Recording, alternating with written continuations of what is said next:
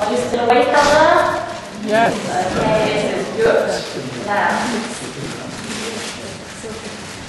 friends and colleagues, a big thank you to Bratislava for inviting me to this conference. I've worked with this gentleman for many years in the International Committee of Sport Pedagogy, mainly through my role as President of the International Association of Physical Education and Sport for Girls and Women, which finished in April, but I still work on the committee and with the ICSP, which is where I met the work of FIEP, and it's been a fantastic period of collaboration. And the spirit of cooperation and collaboration was a theme that permeated the opening speeches, and they will also permeate my talk for the next half hour.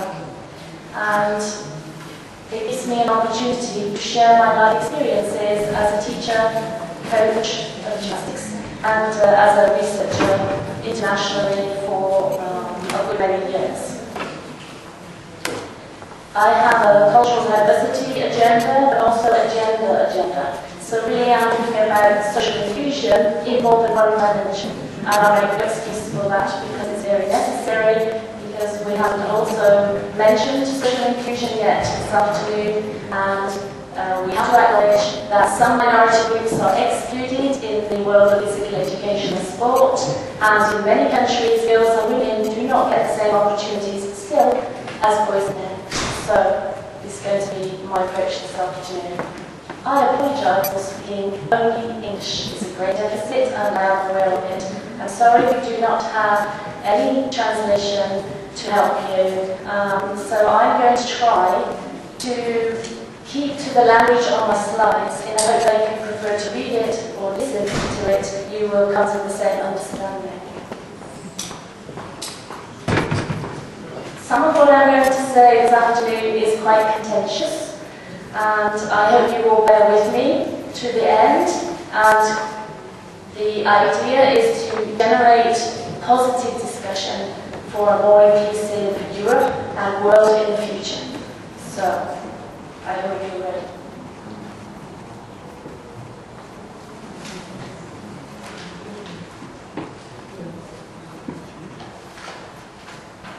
The key message of this afternoon's talk. As global migration brings all researchers in closer contact with people of diverse cultural contexts, histories and traditions, researchers and policymakers and teachers need more skills than ever before to move forward with moral and ethical sensitivity and humility.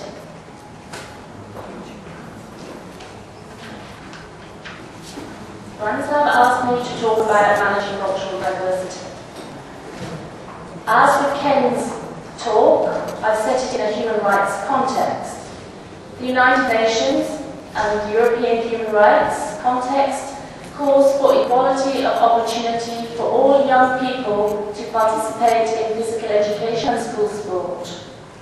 World surveys and other research tells us of the current rhetoric or promise and reality gap, as we've heard very eloquently from Ken. And these are also gaps of inequalities, for example, in relation to gender, socio-economic situation, disability, religious and cultural diversity. We are not there yet. From the June 2011 Olympia European Charter for Women's Rights in Sport, this is one quote: everyone has the right to participate in sport, and PE is mentioned in the report as well, in a safe environment that preserves human dignity for all, including those from different social and ethnic backgrounds. This is not new knowledge, so how do we manage these challenges and move from research to action for positive change? The challenges for Europe today are enormous. It is the centre for global migration, for example, economic migrants, refugees, family migration patterns. Non-European Union migrants amongst the European Union countries are described as the most disadvantaged, and Muslim populations suffer the most, I'm going to read you a short paragraph from Johann Jude's 2011 report called Accept Pluralism, Tolerance and Cultural Diversity in Europe. Europe has experienced increasing tensions between national majorities and ethnic or religious minorities, more particularly with marginalised Muslim communities. Such conflicts have included the violence in northern England between native British and Asian Muslim youth in 2001, the civil unrest amongst France's Muslim and Red communities 2005, the Danish cartoon crisis in the same year following the publication of pictures of the Prophet Muhammad. Muslim communities have also come under intense scrutiny in the wake of the terrorist events in the United States 2001, Spain 2004 and Britain 2005. And there is growing scepticism amongst European governments with regard to the possible accession of Turkey as a Muslim-majority country into the EU. Tensions are also exemplified in local mosque-building controversies in Italy, Greece, Germany, France and Britain, in the referendum on the building of minarets in Switzerland, and the ban on some forms of Muslim-modest female dress in a number of countries. So we are all headed in Europe. Diversity of ethnic, cultural and religious values, dispositions and practices, languages, histories and traditions, life choices and expectations come under what Bourdieu might call habitus. European countries are politically both joined and separate. For example, they sign up to share notions of human rights, but then act differently. A clear example of contradiction lies in the hijab or Islamic headscarf that some girls and women wear, and regulations around permissibility. For example, in the UK, it can be worn in schools and universities, whilst it is against the law for Muslim girls and women in the same context in France. Experiences of Muslim girls and women in physical education and sport have been the focus of my research for almost 20 years. Hence, we take a look at some areas of my work and findings and the learning opportunities that sit within those over those years, and share them with the best of intentions for positive discussion. I'm going to skip that one because time's flying. There is global attention in this arena too in the sporting world, and these are just some examples. These are questions really. The top photograph shows a Bahraini athlete, Rosanna Gelmari from Bahrain, and some people wanted her banned from the Beijing Olympics because she chose to run in her headdress with long sleeves and legs covered. So the question, should this Bahraini athlete have been banned because of her kit in the Beijing Olympics? Well, she wasn't banned, but some people lobbied for her to be banned. Question 2. Should FIFA have banned this Iranian women's football team from the Youth Olympics in 2011 in qualifying match? Well, they did. But there was much lobbying to FIFA and other sports governing bodies, which has made positive change for the inclusion of Muslim girls and women worldwide. And in July last year, FIFA changed the rules to allow Muslim women, of which there are thousands and millions across the world who want to participate in football, to be able to participate in football, but I hear it's still a contentious issue. Number 3, should sex-segregated sports events be banned? The picture in the bottom left of the photograph is the Omani, which is one of the GCC Gulf countries, Arabic countries, the Omani women's team who took part in the first ever GCC sports competition championships, which was in 2008, and it was held under Islamic conditions. Only women were allowed in there, women referees and journalists and so on. And this was the first chance that this group of women had to participate, but some people still lobby for getting rid of sex-segregated events. Final question, should the Olympics in 2012 have been scheduled to London? They estimated that a third of competitors in the Olympics may have been Muslim, and they may have chosen to be fasting from sunrise to sunset in order to follow their faith. So their faith choice and their sports choice may have been in conflict. So these are interesting questions. Who wins and who loses in these decisions? And if you want to ask another question, does this sports context relate to the school context? The answer is yes. For example, I'm going to give you an example of a research project I was involved in England recently about physical education school sport context, where tensions have arisen, and this has been a pattern that's come and gone since the early 80s. But tensions have arisen where the expectations of minority groups differ from majority groups. For example, in England, physical education is compulsory for all boys and girls from 5 to 18 years. It happens to be predominantly mixed-sex lessons. Not all, but some, most of them. Participants normally wear t-shirts and shorts. Male or female teachers or coaches can deliver the lessons. And as I learned more about Islam, and there's another interesting story if anyone wants to hear it, because I'm here tomorrow morning anyway, about how I came to understand more about Islamic requirements. The list that's on this page is problematic. The list, but the context, the situation in which teaching and learning in physical education in my country takes place is problematic, not to all, but to some Muslim communities. This led to parental withdrawal of Muslim girls in physical education as recently as 2010, or situations, for example, where head teachers asked parents to collect their children if the parents didn't want to participate in PE, take them out of the school premises for the PE lesson and bring them back in again.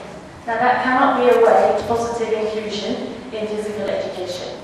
But it became such a problem that the city my university was placed in, which was Birmingham, which is high migrant and immigrant population, the head teachers asked the advisory service of physical educational support. So we embarked on a collaborative case study, and the researchers crossed boundaries of what you might call normal researchers. So advisors and teachers and lecturers with different levels of expertise across teaching, physical education specialists, Islamic studies specialists and religious education advisors were interested and wanted to come on board. We did case studies in 8 schools. We did a questionnaire to teachers of physical education in the city, and we also did consultations with bodies like the National Association for PE and the Muslim Council for Religion. Now, there were many outcomes, and there have been 3 separate papers published on it, but all this, we were asked to provide all schools of the city guidance for teachers and parents on why they should do PE and the context in which it might be easier for them with some Islamic understanding and so on. But some of the schools were very good at including these particular young people, and all I'm going to share with you today is something about more successful schools in the city, because it teaches us a lot about what we might do or try to support in the culture of the school situation to make inclusion more of a possibility. These schools have their health and well-being agendas in the school. There's an ethos celebration of different cultures and religions. There's flexibility and consistency of approach amongst the staff. There's clear communication of the PE school sport expectations with the parents. Teachers with knowledge and understanding of Islamic requirements. And pupils engaged in decision making, for example, what the dress code should be for PE. So whether they should be allowed to wear tracksuits, which cover their arms and legs, whether they could wear their head covering provided for safety fastened, and so on. So those are some of the common characteristics amongst the best schools. If you want to know more, I can talk to you at different times. I also had a chance to do a NICU research study to go and live in the Middle East for a period of my life, and I went to the country of Oman, and I did try to increase my understanding of, in particular, girls and women's lives in an Islamic country, and I had that opportunity. One of the reasons I had that opportunity was because in the top picture, the lady with her face covered with a microphone, because she's doing Arabic English translation for me, was actually the first Omani woman to do a doctorate in physical education. She did it with me at Birmingham University, and she did it on the state of physical education in her country. And she's still the only one to have done that. So we're breaking new territory here, and she wanted me as her tutor to understand more about the context of her country. Some of these women choose to live Bedouin lives still. So this is recent, and what I found for myself was what many of these migrant women and girls and men must find when they walk into European context, which is so different from their own. There are differences in religious and cultural context. obviously problems for language and communication for me, different histories and traditions that I needed to understand in order to understand where they were, and different dispositions or attitudes towards the body and physicality and cover and gender relations, all of which I was challenged to come to understand. And the way in which I strove to do that was by working alongside my colleagues at the university that my doctoral student was lecturing at, in the spirit of respect, listening and sharing experiences. And just because I'm sure you're interested, some of the findings, the first teacher training degree at a university, which was Salford University, started in the 1990s. So if you think then how long it takes to train the first Omani teachers, men and women, there were other development courses, but the first degree program was in the 1990s. And we're talking about in a European context, some that started many, 100 to 200 years ago. The PE curriculum was borrowed from Egypt and Jordan. They had no expertise, they brought it in from other Arab-speaking countries. Most of the teachers in the Gulf area are transient. They go in, they do a job, and they move out again. What does it tell the children about participating in PE? Gender segregation post-puberty was non-negotiable. Attitudes and values about women's bodies were deeply embedded in culture. Modesty and privacy were paramount. There was generational change, which got better education about health and exercise, PE and sport, and women wanted to do them, wanted to be healthy and have healthy bodies. The Islamic context for privacy and modesty and female coaches, female teachers with girls, and so on, was the requirement of a situation in which they were enabled to participate. I share this with you because this is just one example of the diaspora groups that now live with us across Europe. So how do we understand if we don't understand their context from which they come?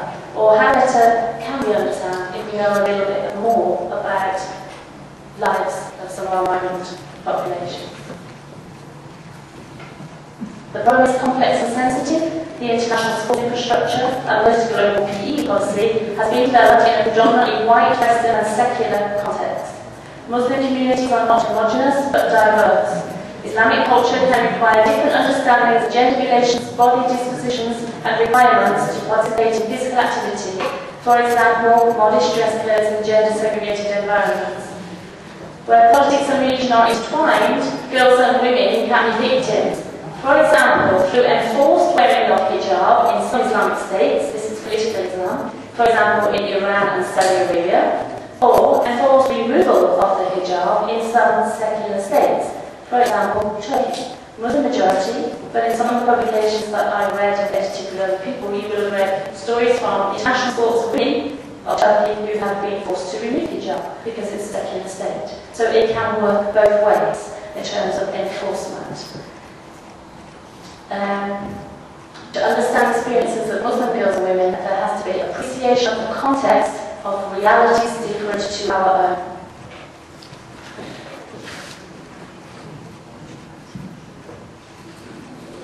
Okay, I'm going to try this. I'm going to try if I can get away with putting this in. I'm going to share with you two paths to the same goal that have been tried through generations and lobby groups. The goal for both groups was improving the inclusion of Muslim women in sport. The first, well, number one, through Accept and Respect Declaration, which was made through a seminar that I facilitated in the Middle East, which included European, African, and Middle East and one Far East representative. Okay? And if you like, the picture bottom left depicts the ethos which underpins Accept and Respect as a declaration, international declaration.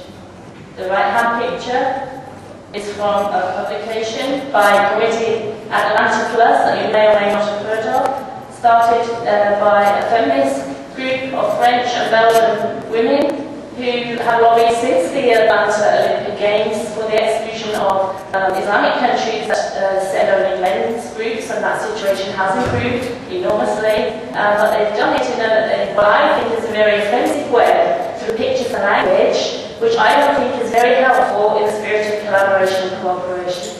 For example, this document was sent to local, the London Olympic Committee, to the IOC, to the European Union Commission, etc., etc. And it has an agenda here which includes all of these cartoons, and a language that I'll share some of with you. So my question to you is, should Atlanta Plus have used these cartoons in a document to the IOC and Lecoq, London 2012, to make a point about discrimination against Muslim women in sport? Look carefully who's doing what to who. What's the purpose of these cartoons? What effect does it have? And whose values does it represent? Are key questions. Does demonising gender relations in Islamic cultures through such illustrations help Muslim girls and women to participate in FIEP sport? Let's look at the language. They have 7 imperatives, and 2 of them. The first one, ensure neutrality by banning the wearing of political or religious symbols. Under the purpose of neutrality in sport. Is sport ever neutral? To stop supporting separate games for women which institutionalise sexual segregation in sport. And they did that under the umbrella of non-discrimination. So I ask, what is the message of impact for many Muslim girls and women around the world, and is there an way? The seminar by Pesivay held in Oman in 2008 said they had quite a range of representation of Muslim and non-Muslim people, and the purpose of the week was to improve global inclusion of Muslim girls and women in physical education and sport. And there are 7 weeks, and I'm going to share 2 of them with you, and you'll notice a difference in the language. Okay. We recommend that people working in sport and education systems accept and respect the diverse ways in which Muslim women and girls practice their religion and participate in sport and physical activity. For example, choices of activity, dress and gender groupings. Number 6 was, we urge international sport federations to show their commitment to inclusion by ensuring that their dress code for competition embrace Islamic requirements, taking into account the principles of propriety, safety and integrity. And when you have to look at beach volleyball, and who set rules for a girl wearing no more than 6 centimetres of bikini on the hips to understand where that is coming from. So really the declaration was about accepting and respecting the voices and choices of Muslim girls and women to encourage participation in physical education and sport. Okay, I'm not going to go through the next framework in any detail, but the Runny Trust does a lot of work in ethnicity and cultural diversity, and in 1997, through a publication called Islamophobia across Europe, offered a framework that came out of research it had done to do with violence and exclusion and discrimination against Muslim populations in Europe, and had a set of characteristics or statements about situations in which it is easier for cooperation and collaboration, and those which have created the greatest problems. So if we just look at the comparison here, I've used the framework under accept and respect and Atlanta Plus because they epitomise both pathways to inclusion, and we just concentrate on the positives on the left. That where there are overviews of Islam, Muslims are better integrated into society. Where there is cooperation, where there can be divisions, where there can be choices of Muslim women, where society can be responsive, can be including, can recognise political Islam, okay, but also that many Muslim people choose to follow physical practices, including embodiment of faith in dress codes, because of their religion, rather than because somebody tells them to wear it. And a respect for Muslim people as a starting point. I was going to tell you about Global Voices, which was my work with FIEP, but I don't have time to do that, so I'm going to come to the last couple of slides here. If we are going to work to manage cultural diversity across the world, then this is a nice set of characteristics that Michael Marcotte described as characteristics of what's called a global mindset. And this is a term that is much more frequently used in international work today. And some of the characteristics of teachers, coaches, and researchers, for example, who want to work internationally, these people will have these characteristics.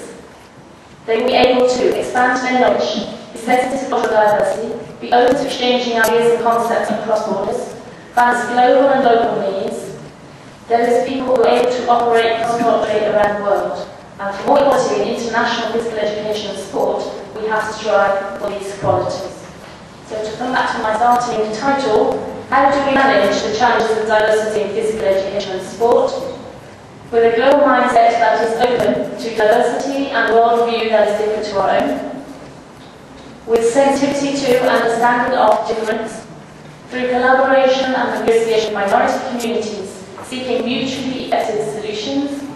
With genuine desire to learn, with those willing to participate in our research, and with those who will be affected by all policy decisions or pedagogical choices. It's time for more action that recognises the needs and diverse situations of minority groups. All ways of policy and practice that excludes groups needs to be challenged and changed. Across Europe, changes are needed to meet the challenges of diversity and social inclusion.